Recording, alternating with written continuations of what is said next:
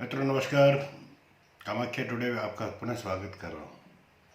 मित्रों, पिछले एपिसोड में हमने सूर्य सिंह लग्न और कन्या लग्न पर चर्चा की थी। आज हम तुला लग्न और वृश्चिक लग्न पे चर्चा करेंगे कि इन लग्नों में 9 के 9 ग्रहों का क्या असर, क्या फल मिलता है। तुला लग्न का स्वामी शुक्र है। इस लग्न में जन्म लेने वाले व्यक्ति देखने में सुंदर होते हैं। ये सत्यवादी और अनुशासन प्रिय भी होते हैं। इनमें परोपकार की भावना भी रहती है। ये आमतौर पर खुशहाल जीवन को जीते। इस लग्न के प्रथम भाव में स्थित ग्रह के कारण अलग अलग व्यक्तियों के अलग अलग अनुभूतियां भी होती हैं। जैसे सूर्य अगर तुला लग्न के लग्न में बैठ जाए तो तुला लग्न की कुंडली में सूर्य एकादश भाव का स्वामी है, इसलिए अकारक ग्रह है।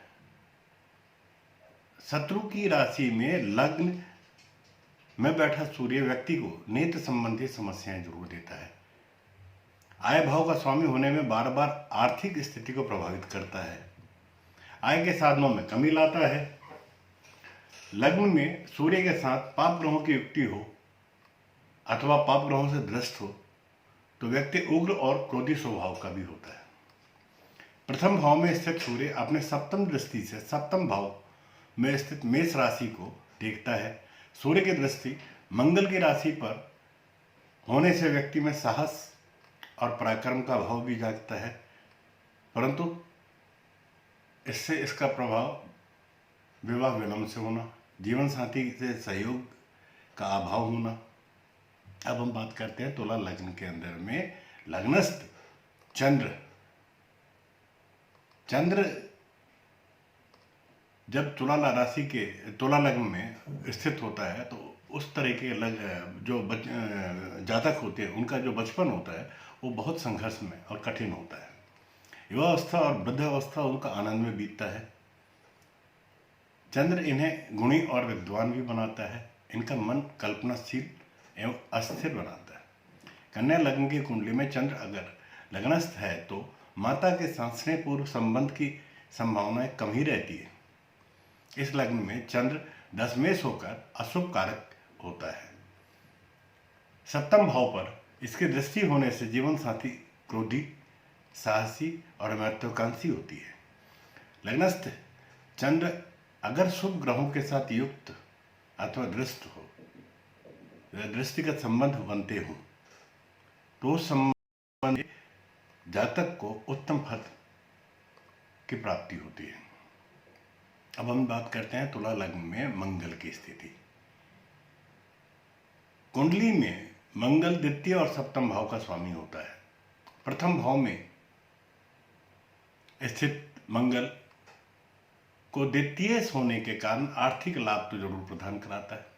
व्यापार एवं कारोबार में अच्छी सफलता देता है। स्वतंत्र कार्य करने से इन्हें लाभ मिलता है, जबकि साझेदारी में इनको नुकसान होता है। लग्न से मंगल अपनी पूरी दृष्टि से चतुर्थ, सप्तम और अष्टम भाव को देखता है। सुख भाव को देखने से, ग्रस्त होने से भाइयों से अपेक्षित जो सहयोग होता है उसका अभाव होता है। पूर्ण भौतिक सुख मिलने की संभावना कम ही होती है। वैवाहिक जीवन में भी कठिनाइयां आती हैं। अष्टम भाव पीड़ित होने से मंगल की दशावधि में स्वास्थ्य से संबंधित परेशानियों का सामना करना पड़ता है। अब हम बात करते हैं बुध। तुला लग्न में बुध जो है नौमेश और द्वादश का होता है। यह लग्न में कारक ग्रह की भूमिका निभाता है। लग्नस्थ होकर यह व्यक्ति को नौम एवं दसम भाव का भी फल देता है।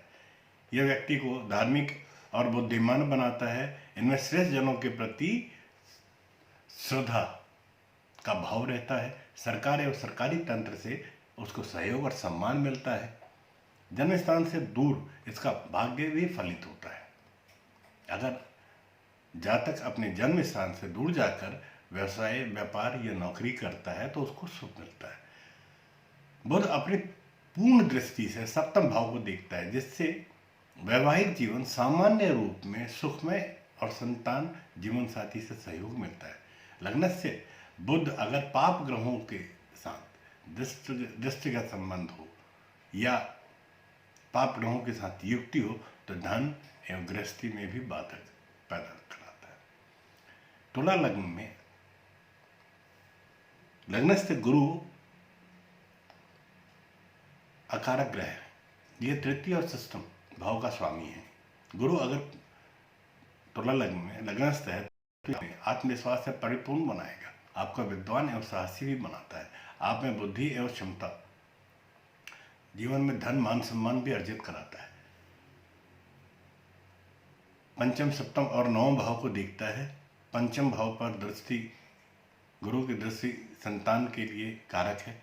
यह आपको बौद्धिक क्षमता या उच्च शिक्षा भी प्राप्त कराता है, भाइयों से सहयोग दिलाता है, जीवन साथी से सहयोगात्मक एवं प्रेम पूर्वक संबंध बनाता है, मातृपक्ष से भी लाभ दिलाता है। अब हम बात करते हैं तुला लग्न में लग्नस्थ शुक्र की। तुला लग्न में या तुला लग्न की कुंडली में शुक्र लग्नेश और अष्टमेश होता है। इस लग्न में यह कारक की भूमिका निभाता है। प्रथम भाव में शुक्र की स्थिति व्यक्ति को ऊर्जावान, आत्मविश्वास से परिपूर्ण और शुक्र सुप्रभाव से व्यक्ति जातक सौंदर्य के प्रति आकर्षित रहता है, स्वस्थ रहता है, निरोग रहता है, संगीत और कला में उसकी अभिरुचि बनी रहती है। सप्तम भाव पर शुक्र की पूरी दृष्टि होने से व्यक्ति के कई सारे प्रेम प्रसंग भी होते हैं। जीवन साथी से इन्हीं विषयों पे उसका मन मुटाव भी बना रहता है। भोग विलास की वस्तुओं पे धन खर्च करता है। अब हम बात करते हैं तुला लग्न में शनि। शनि चतुर्थ और पंचमेश होकर केंद्र एवं त्रिकोण भाव का स्वामी है तुला लग्न का। इन दोनों भाव के स्वामी होने की वजह से शनि प्रमुख कारक ग्रह होता है। इस ग्रह में शनि के लग्नस्थ होने से माता पिता से सहयोग, स्नेह, शैक्षिक शिक्षा की स्थिति अच्छी बनी रहती है, तकनीकी शिक्षा में विशेष कामयाबी मिलती है। शनि अपनी पूरी दृष्टि तृतीय, सप्तम और दसम भाव को देखता है। इसके प्रभाव से इसमें दया, करुणा का भाव, भावना का अभाव होता है, विवाह में विलंब होता है, गृहस्थ जीवन में जीवन साथी के साथ मतभेद भी बना रहता है। शनि जातक को धनवान बनाने के साथ साथ भूमि वाहन का सुख भी प्रदान कराता है, सगे संबंधियों से विवाद और मन मुटाव की संभावनाएं बना के रखता है। अब हम बात करते हैं तुला लग्न में राहु की स्थिति। तुला लग्न में राहु बैठा हो तो आपको स्वास्थ्य संबंधी परेशानियां जरूर देगा।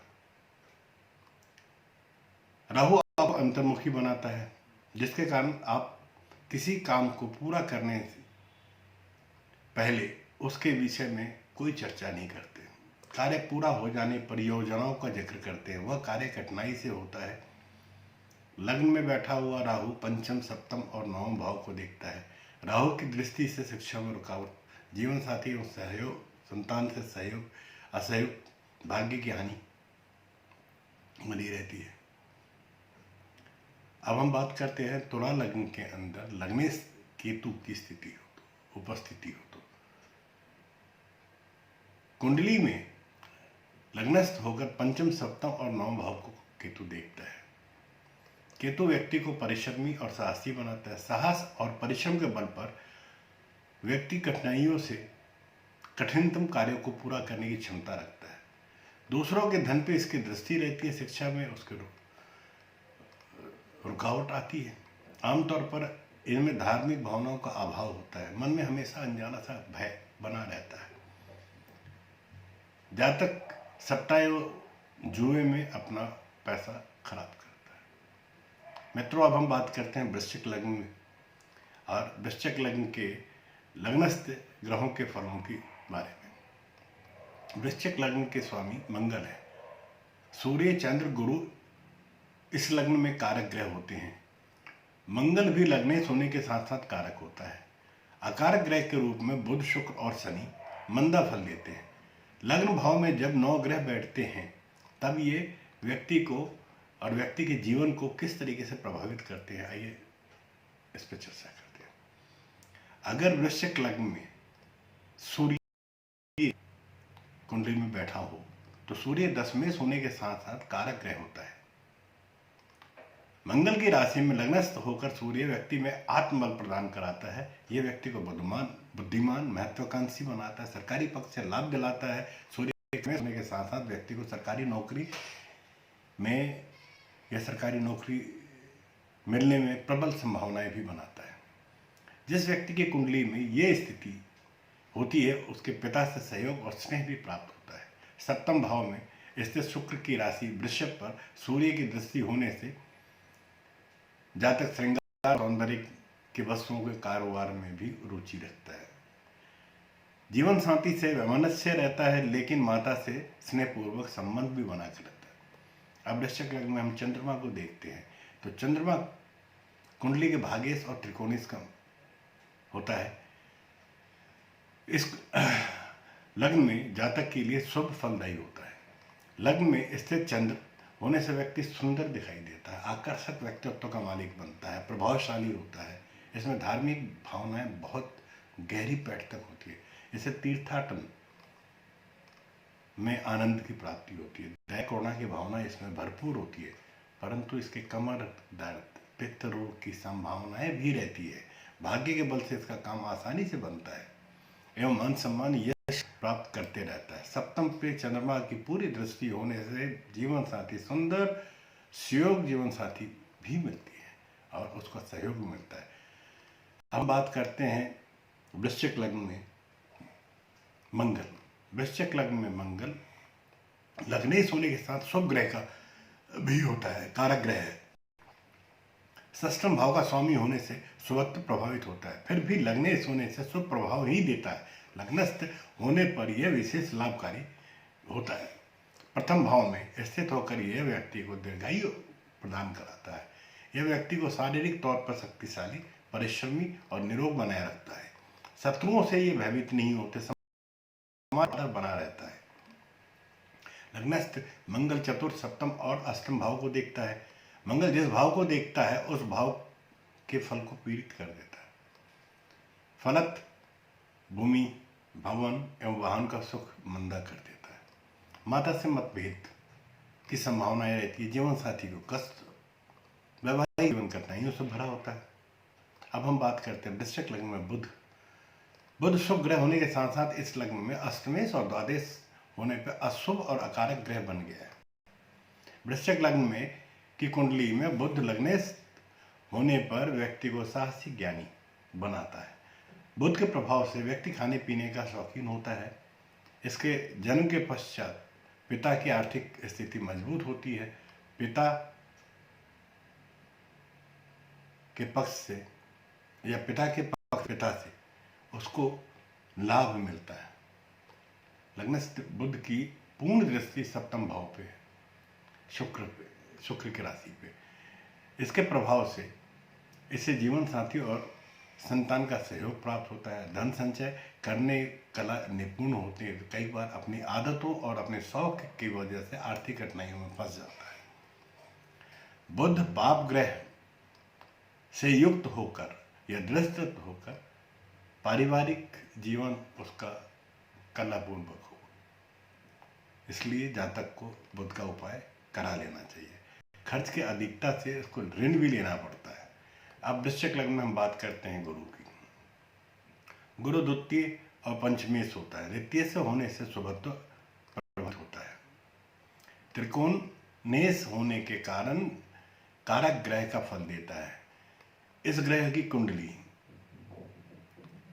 में गुरु अगर लग्नस्थ होता है तो व्यक्ति देखने में सुंदर, आत्मविश्वास से परिपूर्ण, गुरु के प्रभाव से उच्च शिक्षा प्राप्त करता है, बुद्धिमान होता है, वाणी प्रभावशाली होती है, भविष्य के लिए धन संचय करने की प्रवृत्ति होती है। आमतौर पर इसका जीवन सुखमय और आनंदमय बीतता है। लग्नस्थ गुरु अपने पूर्ण दृष्टि से पंचम, सप्तम, नवम भाव को देखता है। गुरु की दृष्टि से व्यक्ति धनवान, संतानवान और सम्मानित होता है। साथी से सहयोग प्राप्त होता है। अब हम बात करते हैं वृश्चिक लग्न में शुक्र की उपस्थिति। सप्तमेश और द्वादश होने के कारण अकारक और अशुभ ग्रह के रूप में यह कार्य करता है। शुक्र कुंडली में लग्नस्थ हो तो शरीर और व्यवहार पर इसके विपरीत प्रभाव पड़ते हैं। स्वास्थ्य की हानि कराता है, मानसिक रूप से परेशान करता है, व्यक्ति को कामी और विलासी बनाता है। लग्नस्थ शुक्र पूर्व दृष्टि से सप्तम भाव को देखता है और स्वयं राशि वृष को देखता है। इसकी वजह से जीवन साथी तो उसका मनभेद और मतभेद बना ही रहता है, साथ ही साथ उनके जातक के जीवन साथी का स्वास्थ्य भी प्रभावित होता है। साझेदारी में हानि, वस्त्र श्रृंगार, सुगंधित पदार्थों को कारोबार में लाभ, कृषि से संबंधित कारोबार में लाभ। अब हम बात करते हैं वृश्चिक लग्न में लग्नस्थ शनि के बारे में। शनि तृतीय और चतुर्थ होने से जिस व्यक्ति की कुंडली में ये प्रथम भाव में शनि महाराज बैठे हों, उन्हें स्वास्थ्य से संबंधित परेशानियों का सामना करना पड़ता है। इन्हें सरकारी पक्ष से कष्ट तथा दुर्घटना की संभावनाएं बनी रहती है। स्त्रियों के कुंडली में वृश्चिक लग्न में शनि संतान के विषय में बहुत कष्ट देते हैं। प्रथमस्य शनि तृतीय, सप्तम एवं दसम भाव पर पूरी दृष्टि देता है। शनि की दृष्टि फल से भाइयों से सहयोग प्राप्त होता है, विपरीत लिंग वाले व्यक्तियों से लाभ होता है, कई प्रेम प्रसंग होते हैं, ससुराल पक्ष से लाभ होता है, परंतु जीवन साथी से वैमनस्य बना रहता है। अब हम वृश्चिक लग्न में राहु होने से व्यक्ति या जातक को स्वास्थ्य संबंधित समस्याएं, शारीरिक पीड़ा, राहु की दशावधि में रोग की संभावनाएं बनी रहती है। इससे प्रभावित व्यक्ति में आत्मविश्वास की कमी रहती है। लग्न से राहु पंचम, सप्तम, नवम भाव पर दृष्टिपात करता है, तो राहु की दृष्टि से व्यक्ति को रोजगार, कारोबार में कठिनाइयां होती हैं, अचानक हानि की संभावना बनी रहती है। इसके साथ साथ जातक के कई प्रेम प्रसंग होते हैं। वैवाहिक जीवन इसकी वजह से कठिनाइयों से भरा पूरा होता है। जीवन साथी से विवाद, मनमुटाव बना रहता है। अब हम लग्न से केतु के बारे में बात करते हैं। आमतौर पर लग्न में होने पर जातक स्वस्थ रहता है। केतु के प्रभाव से शारीरिक तौर पर शक्तिशाली, सुदृढ़ और सामाजिक प्रतिष्ठा, मान सम्मान पाने वाला होता है। मातृपक्ष से सहयोग और स्नेह प्राप्त होता है। पंचम, सप्तम और नवम दृष्टि पे केतु की दृष्टि होने से व्यक्ति की आर्थिक स्थिति बहुत सुदृढ़ होती है। संतान और जीवन साथी के संदर्भ में अवश्य उसको कष्ट की अनुभूति होती है, परंतु जीवन सामान्यतः सुखमय होता है। मित्रों, आज के इस एपिसोड में हम इस चर्चा को यहाँ विराम देते हैं। अगले एपिसोड में आपको धनु के लग्न के बारे में हम चर्चा कर देंगे। मित्रों, ये वीडियो आपको कैसा लगा कमेंट्स करके कमेंट बॉक्स पे हमें बताएं। आपके सुझाव हमारे लिए बहुत महत्वपूर्ण है, अमूल्य है। समय समय पर आप हमें सुझाव दें। हमारा प्रयास रहेगा कि हम और बेहतर जानकारियों के साथ आपके सम्मुख उपस्थित हो। तब तक के लिए जय मां कामाख्या।